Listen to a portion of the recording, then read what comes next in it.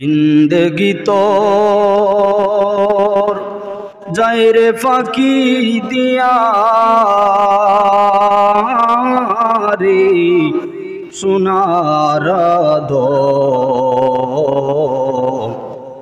জিন্দগি তোর যায় ফাঁকি দিয়া জিন্দগি তোর যায় রে ফাঁকি দিয়া রে সোনার জিন্দগি তোর যায় ফাঁকি দিয়া। ও আদম রে পাক দরিয়া গেছে দাড়ি দন্ত আছে গোটা চারি সমন জারি গিয়াছে করিয়া। ও আদম রে পাক দরিয়া গেছে দাড়ি দন্ত আছে কোটা চারি সমন জারি গিয়াছে করিয়া সমন জারি গিয়াছে করিয়া রে সোনার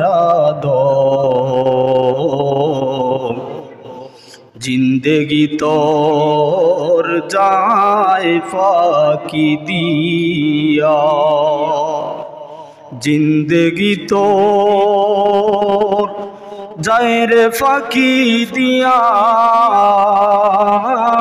রে সোনার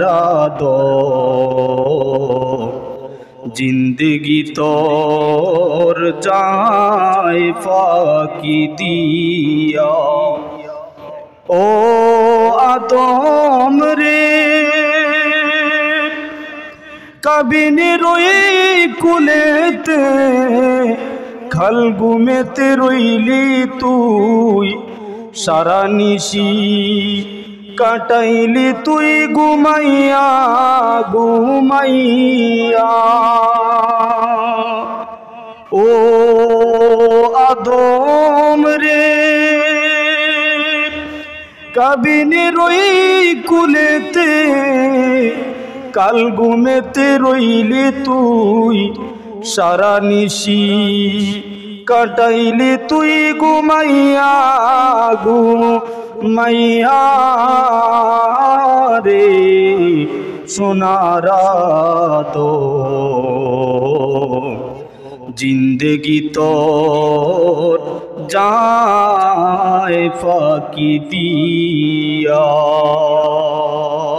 আলাইকুম ওয়া রাহমাতুল্লাহি ওয়া বারাকাতুহু। الصلاة والسلام عليك سيدي يا رسول الله الصلاة والسلام عليك يا حبيب الله الصلاة والسلام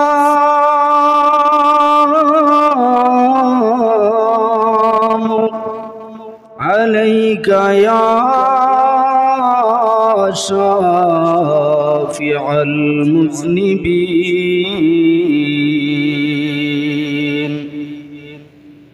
الصلاة والسلام عليك يا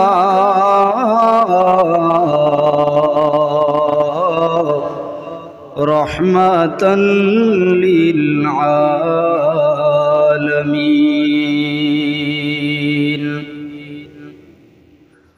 الحمد لله رب العالمين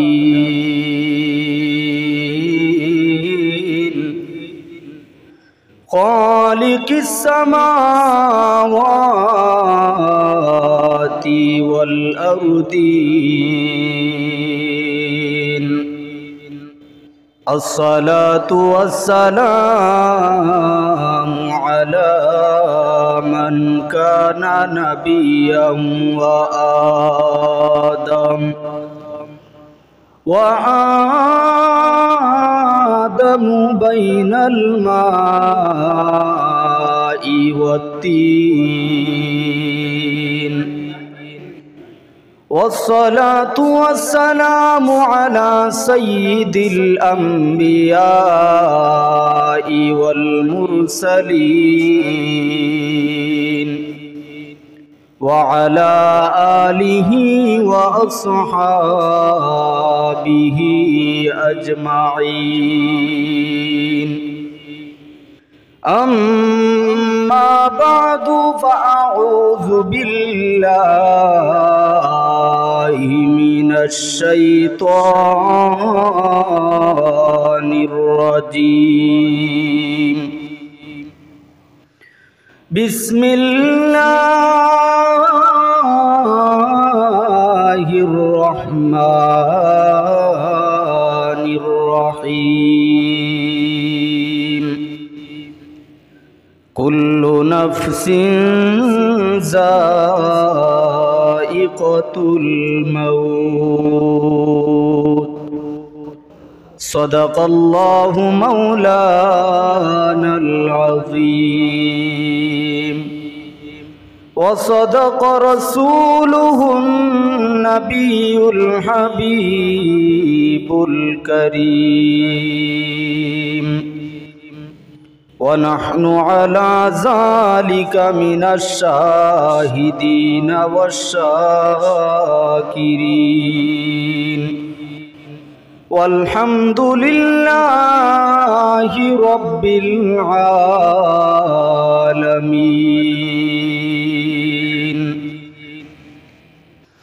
إن الله وملائكته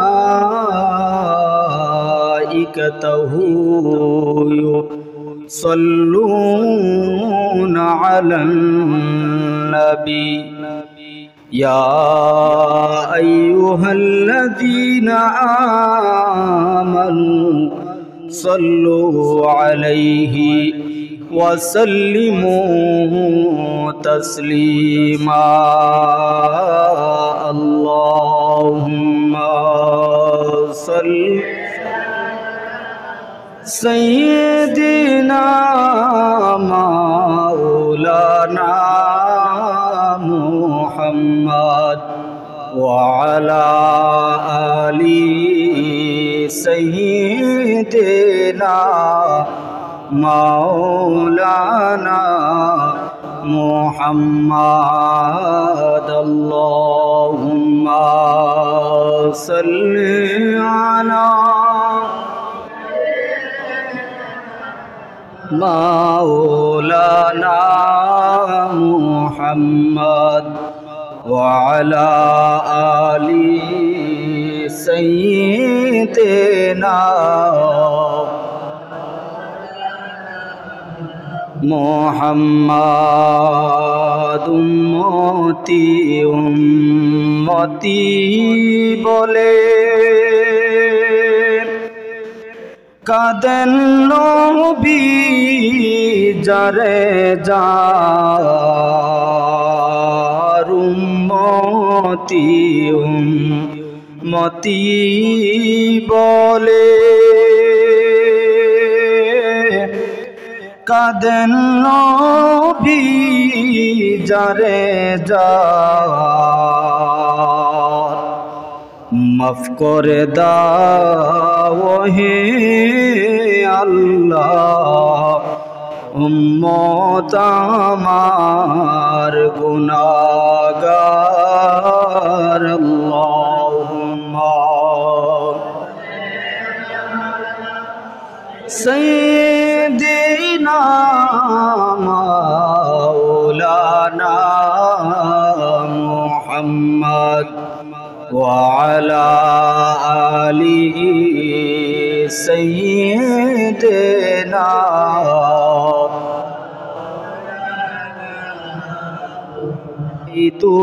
দুনিয়ায় আমরা সবাই কবর দেশের প্যাসেঞ্জার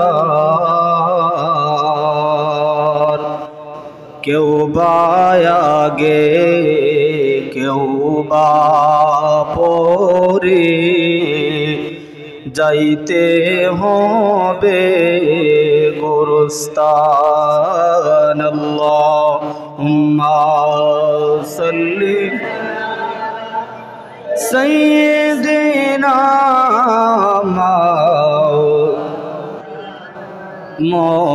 মুহাম্মাদ ওয়া আলা আলি সাইয়্যিদিনা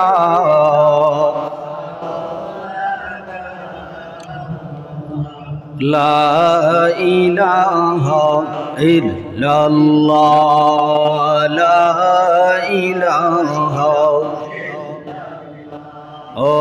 লা ইলাহা ইল্লাল্লাহ লা ইলাহা লা ইলাহা ইল্লাল্লাহ লা ইলাহা লা ইলাহা ইল্লাল্লাহ লা ইলাহা ইল্লাল্লাহ লা ইলাহা ইল্লাল্লাহ লা ইলাহা ইল্লাল্লাহ লা ইলাহা ইল্লাল্লাহ লা ইলাহা ইল্লাল্লাহ লা ইলাহা লা ইলাহা ইল্লাল্লাহ মুহাম্মাদুর রাসূলুল্লাহ সাল্লাল্লাহু আলাইহি। দুনিয়াতে সবাই একমত যে একদিন মরতে হবে, এটা কেউ অবিশ্বাস করে না। একদিন যে আমার এই দুনিয়া ছাড়তে হবে, এই বাড়িঘর ধনসম্পদ অট্টালিকা সব পড়ে রইবে।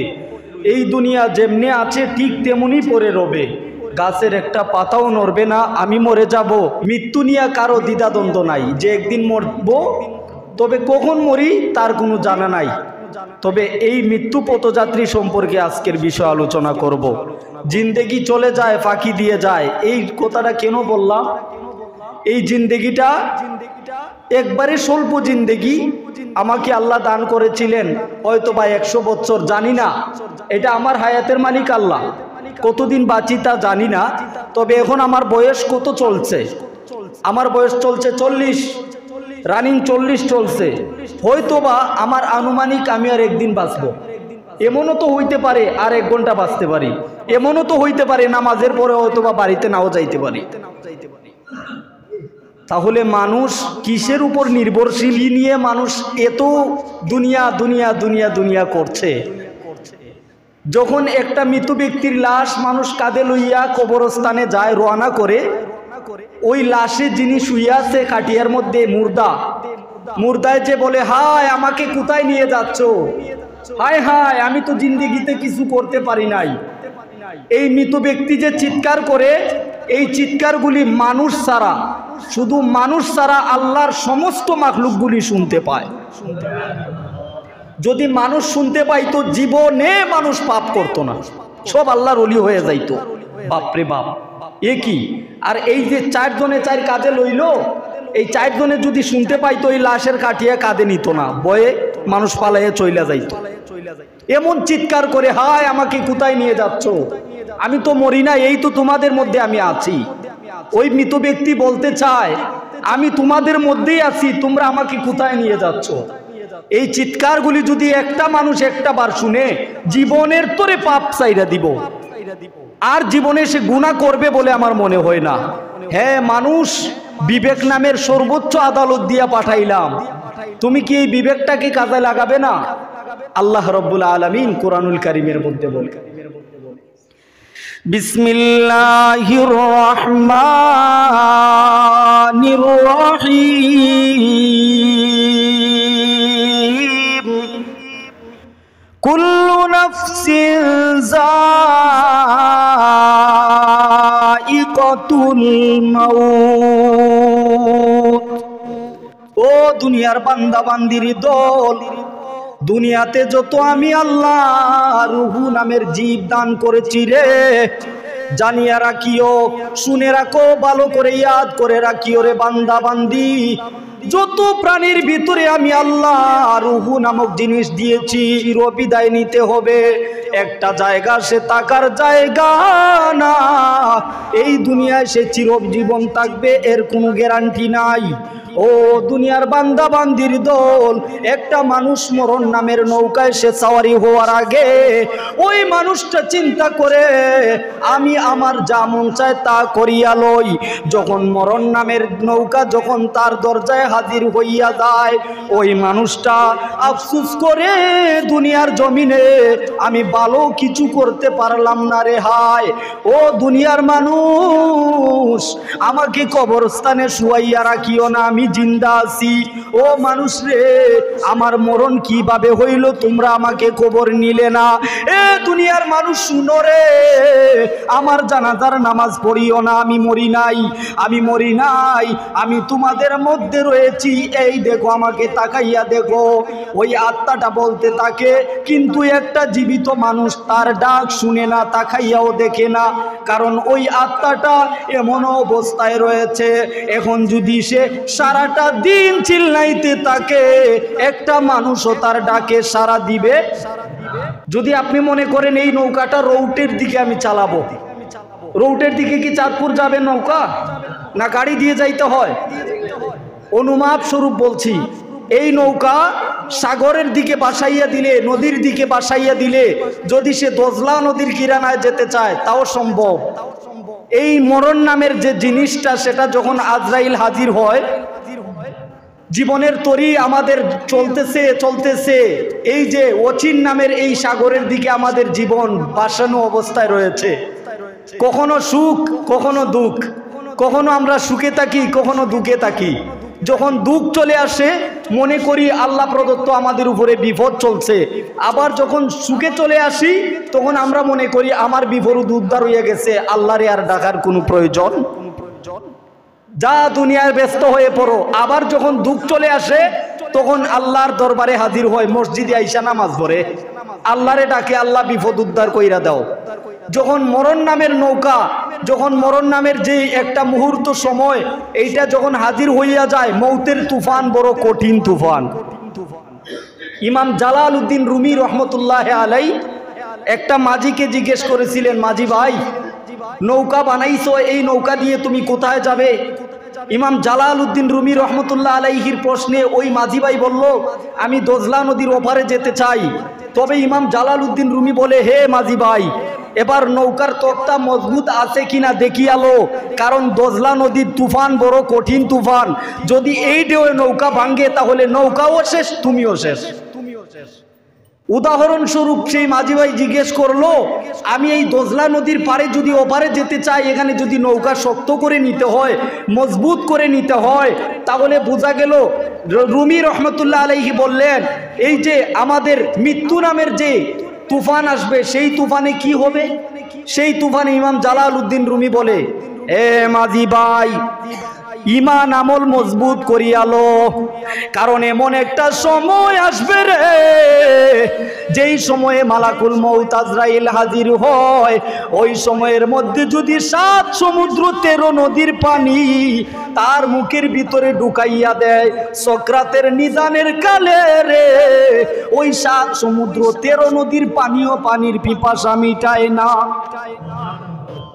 পানির পিপাসা যদি লাগে রে মাঝি ভাই, ওই পানি যদি তার মুখের মধ্যে যায়, পানির পিপাসা মিটে না। ওই সময়ে যদি আল্লাহর কুরআনুল কারীমের মধ্যে একটা সূরা রয়েছে রে, ওই সূরাটার নাম হইল সূরাতুল ইয়াসিন।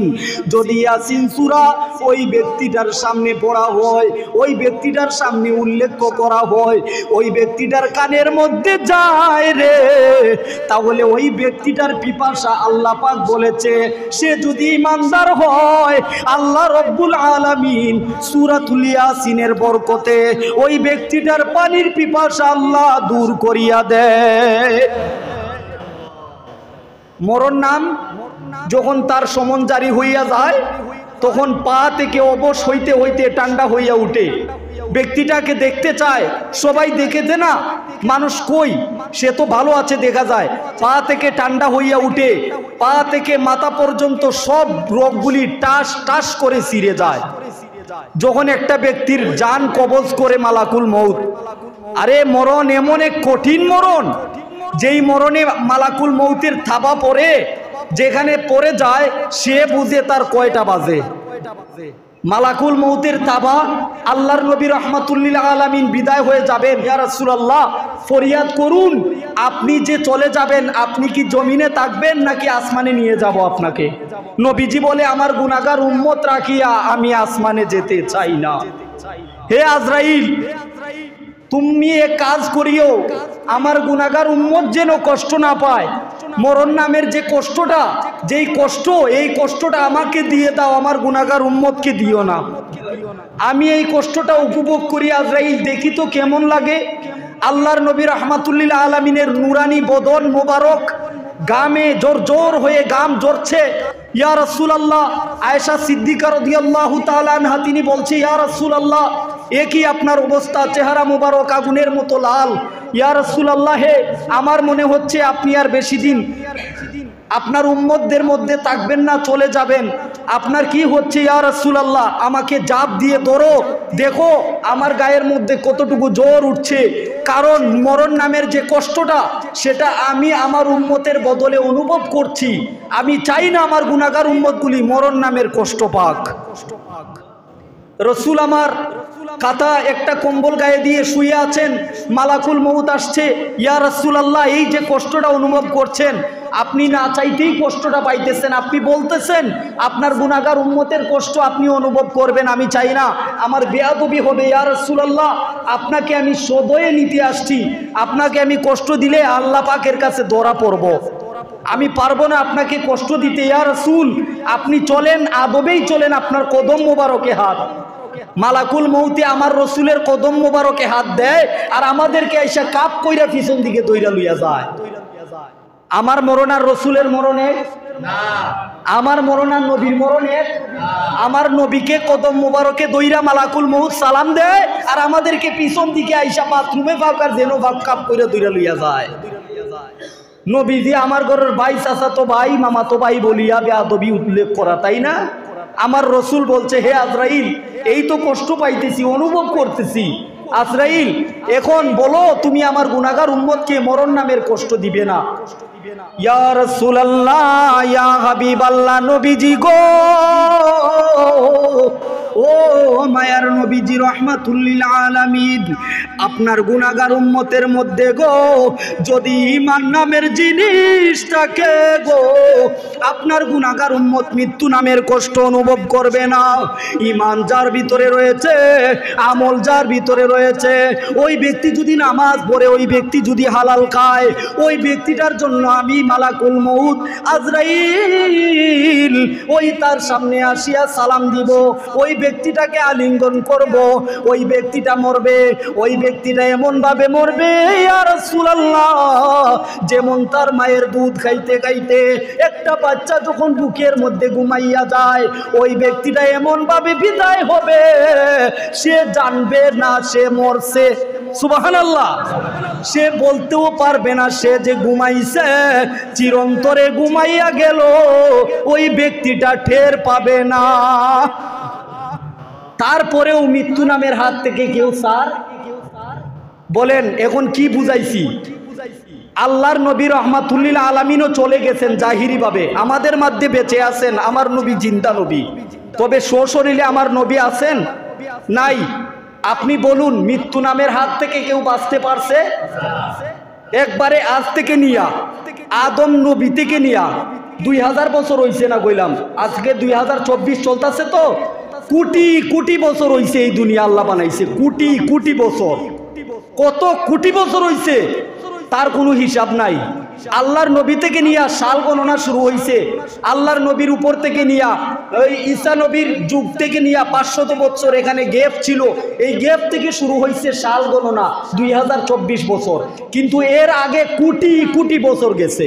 আপনি বলুন এই আদম নবী থেকে নিয়ে আজ পর্যন্ত যারা কবরে গেল কেউ আসছে ফিরে? পাইছেন কারোরে কুজ্জা? আপনার বাবার ঘরের দাদা গেছে, আপনার উপরে দাদা গেছে, এর উপরে দাদা গেছে, আপনি বলেন তাদের কবর কোথায় আছে আপনি জানেন? আপনি বলেন আপনার বাবার বাবা যিনি দাদা, এরপরে দাদার দাদা যিনি 4 নাম্বার দাদার কথা বলছি, উপরের শ্রেণীতে যান, আপনার দাদার দাদা যিনি বড় আব্বা, উনার কবরটা খুঁজে বাহির করেন কোথায় আছে। তো আপনি যাওয়ার পরে মনে করবেন 100 বছর পরে বা 50 বছর পরে আপনার কবরটা কোথায় আছে কেউ বলতে পারবে না। এই হলো দুনিয়া। একটু ভাবেন কোথায় আছেন, একটু জ্ঞান দিয়ে বিচার করেন না।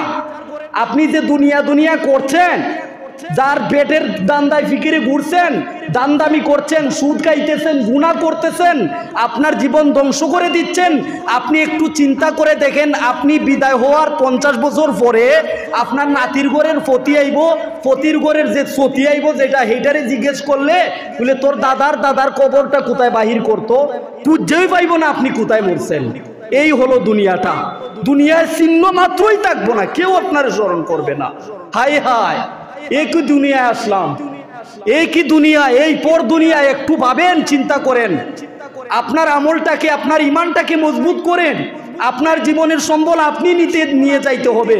সদকায়ে জারিয়া আওলাদ রেখে গেছেন, মরে যাবেন কিছুদিন পরে, জীবনের কপাট লাগাবে, হাজার হাজার হাজার হাজার বছর যাবে, আপনি আর কখনো ফিরে আসবেন না। আপনার সন্তানেরা থাকবে, তো সন্তানেরাও একদিন বুড়ো হয়ে কবরে যাবে। কবরে যাওয়ার পরে এই সন্তানেরা যাওয়ার পরে আপনার নাতিপতি আসবে, নাতিপতিরে যদি কেউ জিজ্ঞেস করে আরে তোর বাবার বাবার কবরটা কোন জায়গায়, কবে আমরা জানিই না। হায় হায়, এই কি দুনিয়ার জন্য পাগল হইছে মানুষ।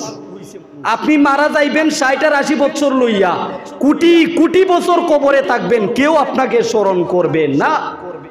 এমন একটা স্মৃতি রেখে যান দুনিয়ায়, যেই স্মৃতি রেখে গেলে আপনাকে চিরকাল মানুষ মনে রাখে। বাবা শাহজালাল মুজররদি ইয়ামনি রহমতুল্লাহ আলাইহি আজ থেকে প্রায় 700-800 বছর আগে দুনিয়ার থেকে পর্দা করেছেন। আর বাবা শাহজালালের মাজারে কি মানুষ যায় না? বাবা শাহপরানের মাজারে কি মানুষ যায় না? ভালো একটা হুজুর মারা গেছে আজ থেকে অনেক বছর আগে, হুজুরের কবরে আজও মানুষ যায়। কেন? উনি ভালো কিছু রেখে গেছে, শত শত বছর হয়ে গেছে, এরপরে মানুষ কবর জিয়ারত করে, আরে হুজুরটা খুব ভালো আছিল, মানুষের মুখে শুনতে পাইছি, আমি হয়তোবা হুজুরের বয়সে ছিলাম না, হুজুরের জামানা যখন হুজুরের সময় ছিল তখন আমি ছিলাম না, আমার বাবা ছিল, আমার বাবাই কয়ে গেছে ওই হুজুরটা বলো ভালো আছিল, এই কারণে হুজুরের কবরটা আমি জিয়ারত করি। কিন্তু হুজুর কয়শো বছর আগে মারা গেছে। আমার মতো এক গণগণ্য গুনাহগার মারা গেলে মানুষ 20 বছর পরে আর কবরের ধারে কাছেই যাইতো না। কবে এটা কেডা মারা গেছে কে, এই আমরা তো কবরই চিনি না। এই হলো জিন্দেগি আর এই হলো মৌত। কার জন্য পাগল হইলে একটু বুঝো, একটু বুঝো। নীরবে বসিয়া, এ নীরবে আপনি মানুষের সামনে বসলে, সংসারের সামনে বসলে, সন্তানের সামনে বসলে, সংসার সংসার ধন সম্পদ নিয়ে বসলে আপনার মাথায় আসবে আমি তো আরো অনেক দিন বাঁচবো, অনেক কিছু আছে আমার। একা বসবেন, একা নীরবে অন্ধকারে বসিয়া নিজের মনটাকে একটু প্রশ্ন করেন। একটু যদি আপনি ইমানদার, যদি আপনার ভিতরে মানুষত্ব থাকে, মনুষ্যত্ব জিনিসটা যদি থাকে, আপনার ভিতর থেকে উত্তর আসবে পাগল হইস না একবার মরবি, পাগল হইস না একবার মরবি। যাওয়ার বেলায় শূন্য হাতে 3 টুকরা কাপড় নিয়ে যাবি, মন থেকে উত্তর আসবে। হ্যাঁ, মন থেকে উত্তর আসবে। আর যদি মনে করেন বেঈমান হয়ে থাকেন, আপনার ভিতরে দুশ্মনী থাকে, আপনার ভিতরে আল্লাহর নবীর দুশ্মনী থাকে, আপনার ভিতরে সাহাবাই কেরামের দুশ্মনী থাকে, আপনার ভিতর থেকে শুধু দুনিয়ায় আইব, পাগল হইয়ালো, বুড়া বয়সে তওবা করিস, অসুবিধা কি? মরবে তো আরো কয়েক বছর পরে, ওই সমস্যা কি? এখন বয়স অল্প রইছে, এ অল্প রইছে এই কথা বলতে বলতে হঠাৎ দেখবে একদিন ব্যাগ হইয়া গেছে, শেষ। মাগো তাওবা করার সময় পাইল না। এই কারণে বাবাজি আমার, সব কিছুর পরে মৃত্যু নামের জিনিস থেকে কেউ পলায়ন করবে না। সবাই চায় মৃত্যু থেকে বাঁচতে, সবাই চায় আরো কয়েকটা বছর বাঁচি, আমার নায়নাত করা সিঁড়িটির একটু মজাদার করি, এরপরে যাই। অনেক আশা করে আল্লাহ এই জিনিসটা করার পরে আমার মরণ দিস। কিন্তু মালিকুল মউত যে হাজির হবে কখন জানেন? যখন আপনি দেখবেন আপনার সুখের ঠিকানায় আপনি পৌঁছে গেছেন, তখন দেখবেন আপনি চইলা যাইতেছেন। দুঃখের সময়টা পার করবেন, সুখের সময় আসবে, এই সময় অনেক মানুষ দুনিয়া ছেড়ে চলে যায়। কারণ সুখের ঠিকানা সবার হজম হয় না। তার বলে দিয়েছে একটা শাগরিদকে, সব সময় বাবা মরণকে স্মরণ করবা, মৌত নামের জিনিসটাকে স্মরণ করবা। এই শাগরিদটা বাড়িতে যাইয়া হাজার গোটার তসবি বানাইছে, মৌত হইয়া তসবি পড়তাছে। আরেক বেড়ায় এই যিনি উস্তাদ তিনি বলে দিছে তুমি মৌতকে স্মরণ করবা, সে বাড়িতে যাইয়া শুধু মৌত নামের তসবি পড়তাছে। ওখানে একদিন গেছে বাড়িতে, ওই উস্তাদের বাড়িতে যাইয়া বলে আমি তো মরণকে স্মরণ করি। বলে কিভাবে স্মরণ করো? কয় আমি 1000 বার তসবি পড়ি, মরণ কইয়া তাসবি পরস কি লেগে, এটা কি এর স্মরণ? একটা কাজ কররে, একটা কাঁধে মেরে বললো একটা ছুরি নিয়ে আয়, ওর চক্ষু বাইদা দে। ওর চক্ষুটা বাদ দিল, একটু ফাঁকা রাখছে যেন সে দেখে ওই উস্তাদে কি করে। একটা ছুরি নিয়ে আইছে, আসার পরে উনার চোখের সামনে ধরছে, ওই শাগরিদের সামনে। কয় এখন কোথায় মরণ ছাড়া আর গতি আসেনি? বলে না, এখন তো মরণ ছাড়া গতি নাই, এখন যদি আপনি আমাকে গায়ে দিয়ে দেন বুকে, আমি দুনিয়া ছেড়ে চলে যাব। ও এইভাবে 3 বার মরণকে স্মরণ করলে তুই ইমানদার হয়ে যাবি। 1000 বার স্মরণ করতে পারবি মরণ, কিন্তু ওই দিয়ে দুনিয়া ঘুরতাছে, আমি এখন কাম করতে হইব, ইনকাম করতে হইব, টাকা পয়সা নিয়ে কত ঝামেলা। কিন্তু এমনভাবে 3টা বার স্মরণ করিস যে এখন মরলে 2 ঘন্টা পরে মাটি হয়ে যাবে, শেষ, আমার জীবন নামের তরি শেষ হয়ে যাবে। এইভাবে যদি 3টা বার স্মরণ করিস, তুই ব্যক্তি ইমানদার হয়ে যাবি। আল্লাহর দোহাই দিয়ে বলি, সব সময় মরণটাকে 3টা বার স্মরণ করিস। দিনে হইলে দিনের আইতে 24 ঘন্টা, তো 24 ঘন্টার ভিতরে বালিশ যখন ঘুমাইয়া যাস, ওই ঘুমন্ত অবস্থায় যখন ঘুমাইতে যাইবি, তখন চিন্তা করবি এই ঘুমে যদি আমি মরিয়া যাই, হয়তোবা সকালে আমার কারো হবে 2টা কালে নিমজ্জিত হয়ে যাবে, হয়তোবা এখন আমি ঘুমাবো, ঘুমের থেকে যদি আল্লাহ আমাকে প্রাণ ফিরাইয়া না দেয়, এইটাই হবে আমার চিরকালের ঘুম। একটা বার এইভাবে যদি মৃত্যুটাকে স্মরণ করে, একটা মানুষের ভিতর থেকে গুনাহ করার উৎপত্তি আসে না। আরে মানুষ কি হয়ে গেল? মরণ নামের পলায়ন থেকে কেউ বাঁচতে পারবে না, কেউ বাঁচবে না। যেমন থেকে আজ থেকে আদম নবী থেকে নিয়ে আজ পর্যন্ত যারা চলে গেছে, অনেক বড় বড় বড় বড় পালোয়ান ছিল। আপনি আমার চাইতে ওই যে পালোয়ানগুলো ছিল, এই পালোয়ানদের পায়ের দুলা আছে না, এই দুলারে এক পাল্লায় দিলে, সারা দুনিয়ার পালোয়ানদেরকে এক পাল্লায় দিলে তাদের এই দুলার সমান হবেন না। এত বড় বড় পালোয়ান ব্যক্তি কবরে দুসাইয়া দিছে, যা বেটা যা, দুনিয়া তাকার জায়গা না, সবাই রে দুসাইয়া বিদায় কইরা দিছে, দুনিয়া উষ্টা দিয়ে চালাইয়া দিছে, যা বেটা কবরে যা। এই হইল দুনিয়া। আপনি কি হইছেন আপনি একটু ভাবেন। ফেরাউন নমরুদের মতো হইতে পারেননি এখনো। ফেরাউন যে প্লেটে ভাত খাইতো, এই প্লেটের দাম 70 কোটি দিরহাম, যা সারাটা বাংলাদেশ 20 বার বিক্রি করলে ফেরাউনের স্বর্ণের প্লেটের দাম হবে না। এই ফেরাউনকেও দুসাইয়া দিছে, যা বেটা দুনিয়া থাকার জায়গা নয়। আর আপনি আমার মতো দুনিয়া নিয়ে পাগল। একটা বার ভাবুন, মরণ নামের জিনিস একদিন আমাকে কাপ করে ধরবে পিছন দিকে। আল্লাহকে ভয় করুন, পাপ থেকে বেঁচে থাকুন, 5 ওয়াক্ত নামাজ আল্লাহর করে এসে পড়েন। জীবনের হিসাব আপনাকে দিতে হবে। যা কিছুই করেন, নামাজ অন্তত ঠিক রাখেন, তবে হারাম থেকে বেঁচে থাকেন। হারাম জিনিস ঢুকে গেলে ইবাদত নষ্ট করে দেয়, ভিতর নষ্ট করে দেয়, নেক আমল ভালো লাগে না, নামাজ পড়তে ভালো লাগে না, ভালো কথা ভালো লাগে না, ওয়াজ মাহফিল শুনতে ভালো লাগবে না, শুধু পাপ গুনাহ গুনাহ গুনাহ এইগুলো করতেই ভালো লাগে, কারণ ভিতরে হারাম ঢুকছে। আর যদি হালাল খাইতে দেখবেন আপনার ভিতর থেকে একটা জিনিস, আল্লাহ প্রদত্ত একটা জিনিস আছে। আপনি মানুষ, আপনি গরু না, আপনি পশু নয়, আপনি মানুষ। সর্বশ্রেষ্ঠ মাখলুক আপনি, আপনার ভিতরে আল্লাহর একটা নূর রয়েছে। আপনি যদি হালাল খান, আপনার ভিতর থেকে একটা উত্তর আসবে, কিভাবে নামাজটা চাইরা দিলি, যা আসরের নামাজ পড়তি যা, যা মাগরিবের নামাজ পড়তি যা, দেখবেন যে নামাজে টানতেছে আপনাকে।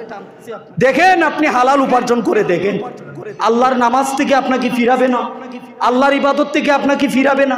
আল্লাহ রব্বুল আলামিন আমাদেরকে যদি এই বুঝটা না দেয়, আপনি মনে করবেন আপনার হিসাব তো আপনাকে দিবেন, কিন্তু মরণ নামের জিনিস থেকে কেউ পলায়ন করতে পারবেন না। যেই জায়গায় যান ধরবে আপনাকে। রব্বুল আলামিন আমাদেরকে মরণ নামের যে একটা শেষ বিদায়, সেই শেষ বিদায়ের কথাটা যেন আমাদেরকে ইয়াদ করার কি তৌফিক আল্লাহ দান করে, পড়ি আমিন।